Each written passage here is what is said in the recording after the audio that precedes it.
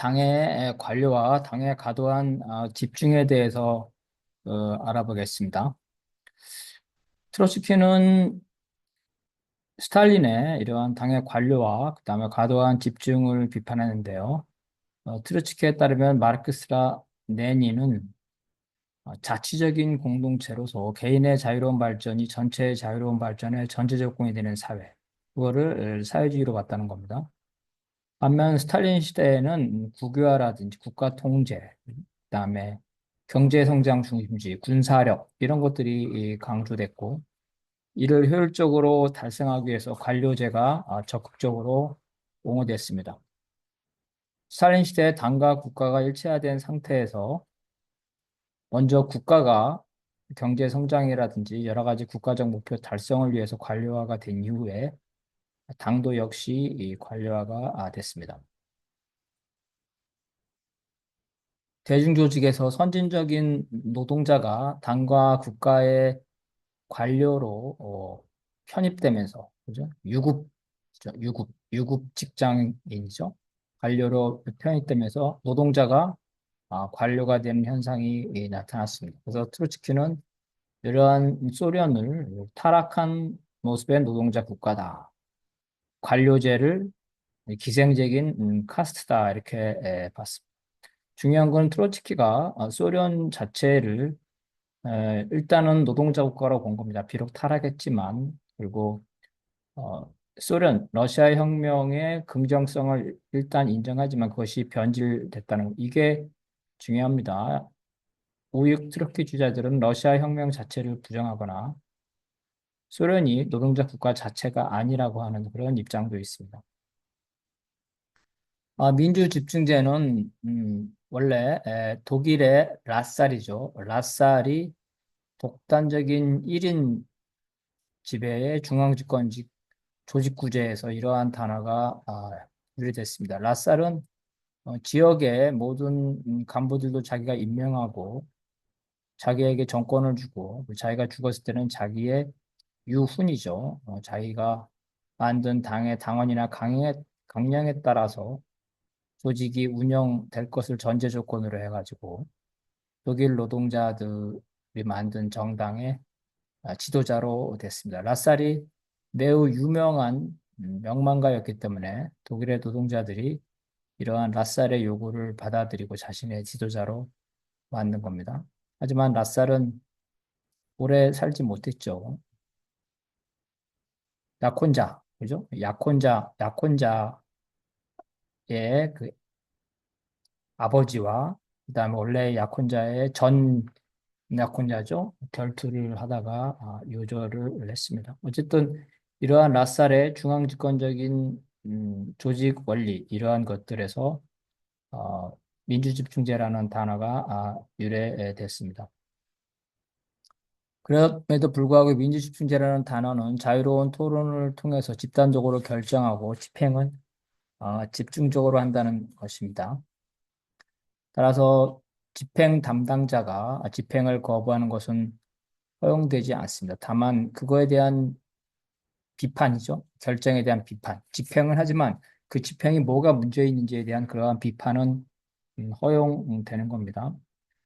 레닌은 이러한 민주집중제를 토론과 비판의 자유, 그러나 결정 이후에는 행동의 통일로 해석하였고, 트로츠키도 이러한 민주집중제에 대해서 반대하지 않았습니다. 하지만 그 이후에 스탈린에 와서 당의 결정에 대해서 비판하는 것을 금지했고 이것은 당의 결정을 수정하는 게 어렵게 만들었습니다. 그래서 당의 결정을 수정하는 것은 밑으로부터의 수정이나 비판은 불가능하고 오로지 상층 지도자죠. 지도자에 의해서만 수정할 수 있는 그런 문제점을 보여줬습니다. 그래서 이제 스탈린과 트로츠키가 당내 민주주의를 통해서 투쟁을 하면서 트로츠키가 주로 스탈린의 아, 중앙 집권적인 이러한 행태에 대해서 비판했습니다. 민주주의는 당 발전에 필요한 것이고 당의 관료화를 방지해야 되고, 만약에 당 자체가 민주적이지 못하면, 즉 다수결이 남용되면 분파가 생길 수 있고, 당의 공식적 견해는 이거를 비판하는 그러한 갈등이 생길 수밖에 없고, 이런 의견 형성 과정에서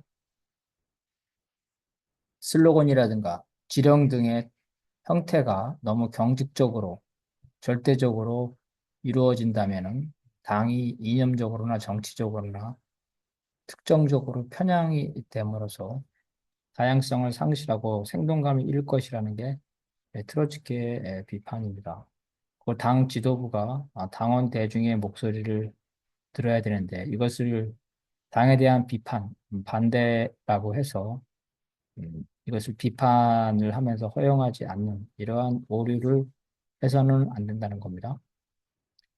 그리고 트로츠키는 이런 스탈린 시대에 당내 민주주의가 보장되지 않았기 때문에, 즉 다수가 독재를 했기 때문에 당의 일체성이 이 붕괴되면서 보수파들이 이에 반발하면서 분파와 분당의 조건이 형성됐다 이렇게 주장합니다. 트로츠키는 1936년 해반당한 혁명에서 계급 독재와 당 독재를 동일시한 스탈린의 태도를 비판하고 일당 독재를 폐기할 것을 주장합니다. 계급이 독재하는 건 맞는데 이게 당 독재 자체는 아니라는 거죠. 또 당 독재가 당의 중앙위원이라든가 당 비서의 독재를 말하는 건 아니다.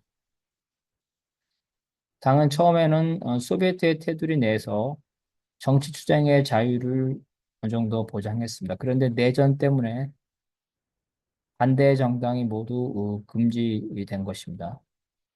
이거는 소비에트 민주주의 정신에 위반된 거였지만 일시적인 과도적인 조치였는데 어, 스탈린이 내전 이후에도 이러한 것들을 유지했다는 겁니다. 레닌도 소련에서 일당 체제가 된 것은 중간 정당이 반혁명에 가담한 그러한 특수한 사정이 있기 때문이었고 동유럽처럼 중간 정당이 혁명에 가담한 경우에는 반드시 일당 체제가 될 필요가 없다 이렇게 말했습니다. 이런 점에서는 이제 트로츠키와 비슷한데요. 문제는 트로츠키는 하나의 계급에도 즉 하나의 노동 계급에도 여러 부분이 있으므로 같은 계급에서 여러 정당이 생겨날 수 이건 다른 얘기죠. 하나의 노동 계급이 여러 정당이 생길 수 없다. 결국 스탈린주의 정당 말고 트로츠키 정당이 생길 수 있다는 겁니다. 하지만 반자본주의 투쟁 과정에서 이렇게 노동자당이 분당이 된다면, 분열이 된다면 자본주의에 대한 효과적인 투쟁을 할 수 없을 것입니다. 물론 혁명 이후에 자본가 세력이 모두 타도되고 모든 인민이 노동 계급화되는 조건에서 그렇다면 하나의 계급에서 여러 정당이 생길 수 있다 이렇게 생각할 수도 있겠지만 사실은 이제 사회주의가 발전된 조건에서는 모든 인민이 노동 계급화 그죠? 하나의 계급만 존재하죠. 이렇기 때문에 여러 정당이 생겨도 그것들이 부작용이 적을 수 있다. 이렇게 주장할 수는 있겠지만, 그렇지만 어쨌든 노동계급이 하나의 노동계급에서 여러 정당이 나올 수 있다는 얘기는 트로츠키는 어느 한계선을 넘은 그러한 얘기라 볼 수가 있겠습니다. 결국 트로츠키는 스탈린주의에 대항하면서 제3 인터내셔널에 대항하는 제4 인터내셔널 등을 하면서 다양한 복수 정당들의 합법화를 주장하고 이걸 소비에트의 민주주의다 이렇게 주장을 했습니다. 그래서 소련의 인민들이 자유투표를 통해서 여러 정당 중에 어떤 정당을 집권 정당을 할 것인지 스스로 결정해야 한다고 주장했습니다. 물론 이러한 주장은 소련에 의해서 거부되었습니다. 공산당이 여러 개로 나눠진다는 거, 이건 사실은 생각하기 어려운 얘기인 거죠. 결국 소련 공산당은 부하린과 트로츠키, 그들의 일당을 반동 분자와 국가전복, 그리고 레닌과 스탈린에 대한 암살 혐의로 숙청하였습니다. 결국 부하린은 처형당하고 트로츠키는 망명지에서 암살당했습니다. 소련의 공식적인 입장은 1937년 트로츠키 세력에 대한 재판에서 이 트로츠키는 원래부터 1917년 혁명 전부터 제국주의의 앞잡이였고 레닌과 당, 그 소비에트에 대해서 어, 음모를 통해서 해악을 끼쳐왔다. 특히 1918년 브레스토 리토프스키 평화조약을 좌절시키기 위해서 레닌과 스탈린을 암살하고자 했으며 1921년 역시 마찬가지로 레닌이 와병이 됐을 때 당 지도부를 전복시키기 위해서 당의 분열을 꾀했으며 외국의 정보기관에 국가 비밀을 제공했다. 트로츠키 일당은 붉은 군대의 패배와 외국군의 개입을 통해서 국방력을 훼손시키고 소련을 해체하여 소련에서 자본주의 노예제도를 복원하고자 했다. 이것이 이제 소련 공산당의 중앙위원회의 공식적인 부하린과 트로츠키에 대한 입장입니다. 원래부터 간첩이었다는 거죠. 어쨌든 이러한 것들이 이 사실인지 아닌지 논쟁이 되겠지만 어떻든 그것보다는 노선 투쟁에 있어서 스탈린주의, 일국 사회주의죠. 이런 중앙집권적인 당 개념이 승리를 했다는 겁니다. 그래서 이 스탈린 체제의 문제점은 당과 노동계급을 일체하고 그다음에 당과 중앙위원회를 일치시키고 중앙위원회와 지도자를 일치시키는 그래서 지도자가 당대회나 중앙위원회를 거치지 않으면서 당의 이름으로 노동계급의 이름으로 독단적인 행위를 하는 것 이러한 거에 대한 비판이 어떤 트로츠키주의에서 나름 긍정적인 측면을 이렇게 볼 수가 있겠습니다. 그래서 레닌은 폴란드 체코에서 보듯이 이 중간 정당이 파시즘에 대항하고 민주주의 개조에 참여한 경우에 일당제가 될 필요가 없다는 거고 또한 자본가에게서 성업권을 빼앗는 문제도 이 자본가나 중간층이 혁명에 저항했을 때의 문제이지 그러지 않은 경우 일부 자본가 양심적인 자본가는 혁명에 협력할 수도 있겠죠. 중간층도 마찬가지고 이럴 경우에 선거권을 반드시 빼앗을 필요가 없기 때문에 프롤레타 독재 일반의 문제가 적대 계급이나 중간 계급의 정치적 참여를 완전히 박탈하는 것은 아니다. 이렇게 이야기한 바가 있습니다.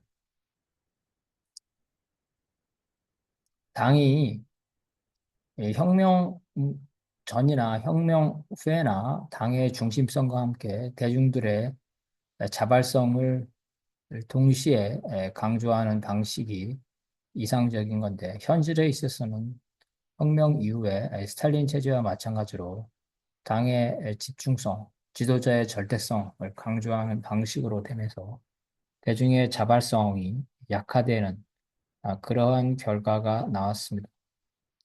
결국은 이는 당과 국가의 직접 민주주의죠. 직접 민주주의를 훼손하는 결과가 됐고 어떤 당의 당원이나 국가의 헌법에는 일반 국민이나 당원이 이 지도자를 소환하는 그러한 규정들이 있었지만 실제로 최고 지도자를 소환하는 그러한 사례는 존재하지 않는 이렇게 되면서 직접 민주주의가 형식화되는 그러한 결과로 나타났습니다.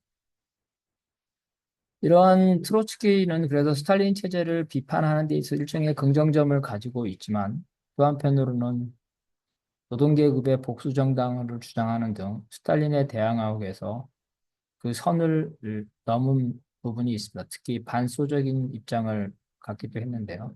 특히 다양한 트로츠키주의는 소련에 대해서 비판을 떠나서 반대하는 그러한 입장도 있게 됩니다.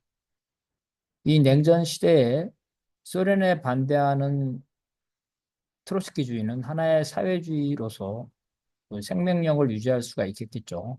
일종의 반공 좌파가 되는 거겠죠. 이러한 반공 좌파가 스탈린이 붕괴된 후, 스탈린 체제가 인기가 없어진 후 일종의 스탈린주의가 아닌 새로운 사회주의로서 유럽에서 나름 생명을 유지를 해왔고, 그런 면에서 전체 사회적인 입장에서 스탈린주의의 몰락에도 불구하고 일부 사회주의가 생명을 유지하는데 나름 영향력을 행사했다고 볼 수가 있겠습니다. 그래서 스탈린 시대의 중앙 집권이라든지 이 관료의 문제가 심각했고, 특히 관료에서 이 초창기에 혁명가들이 내전을 통해서 많이 사망하면서 관료들이 노동자뿐만 아니라 이 농민 계급에서 관료들이 충당됐는데, 이 농민 출신들이 소부르주아죠. 소자본가 출신이기 때문에 이들의 관료화가 노동계급 출신보다 훨씬 더 빨리 진행됐다는 겁니다. 그래서 이런 부분도 하나의 어떤 소련의 특징이다.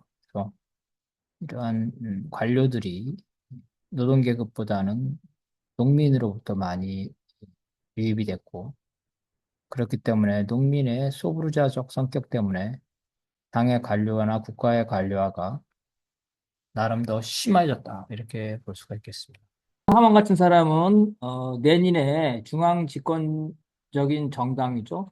이 정당을 해석을 하는데 어, 이거에 대해서 중앙 집권적 정당 자체를 부정하는 그러한 입장보다는 스탈린주의의 문제점이죠. 당의 무조건성을 강조하는 이러한 것들을 비판하는 방식으로 접근을 했다는 겁니다. 그래서 중앙집권적 조직이 반드시 관료주의를 낳는다는 이러한 주장에 대해서 반박을 하면서 중앙집권이죠. 민주집중제 자체는 문제가 없고 그것의 오류라든가 한계 이것들을 극복을 한다. 이렇게 주장을 하게 됩니다. 결국은 스탈린이 레닌의 민주집중제를 왜곡했다. 이런 입장을 가지게 되는 겁니다. 또한 오늘날 유럽에서 사회주의 정당을 보듯이 양적 팽창에만 관심을 가지면서 조직적인 중앙 집중이 약화된다는 거죠. 그러니까 스탈린의 러시아, 소련 모델에서는 중앙 집권이 문제가 되지만 사실은 유럽의 사회주의 정당에서는 중앙 집권이 문제가 되는 거 아니라 오히려 중앙 집권이 안 되는, 그죠? 그래서 분산적이고 분열적인 것이 이 문제가 된다는 거죠. 그래서 이런 면에서 볼때 로자 룩셈부르크가 스탈린뿐만 아니라 레닌의 중앙 집권을 반대를 했는데 로자가 민주 집중제 자체를 부정하지 않았지만 민주 집중제에 대한 과도한 비판으로 이 민주 집중제의 긍정적인 부분까지도 간과할 수 있다는 이러한 점을 이 크리스 하먼이 지적을 했습니다. 그래서 결국은 스탈린주의가 쇠퇴했지만서도 이러한 스탈린주의를 비판하는 입장이 이 사회주의의 입장을 유지를 하면서 이러한 젊은 노동자와 학생들이 이러한 제대로 된 민주집중적인 사회주의 정당을 활동하고 계승할 수 있는 그런 기반으로 봤다는 거죠. 그렇지만 또 부정적인 거는 소위 말하는 반소 사회주의 혹은 반공 사회주의죠. 반공좌파, 반소좌파가 될 수 있는 그러한 씨앗도 있었다는 겁니다. 그래서 이제 스탈린주의는 중앙집권화된 정당에 대한 레닌의 편향에 의해서 불가피하게 여겨져 왔는데 이 스탈린주의는 불가피한 게 아니라 극복할 수 있다는 거죠. 민주 집중제라고 해서 반드시 이 스탈린주의로 가는 것도 아니고 반드시 관료주의로 가는 것도 아니다.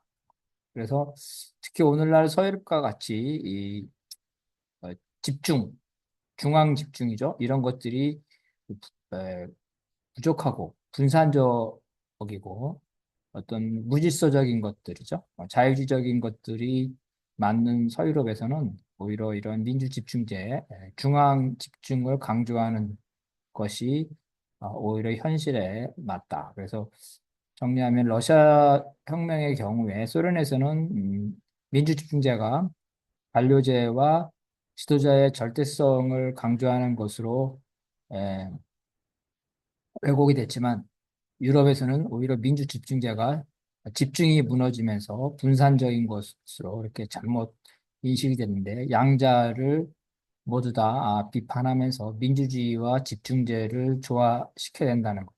그러한 입장들이 하나의 절충적인 입장으로 자리를 잡게 됩니다.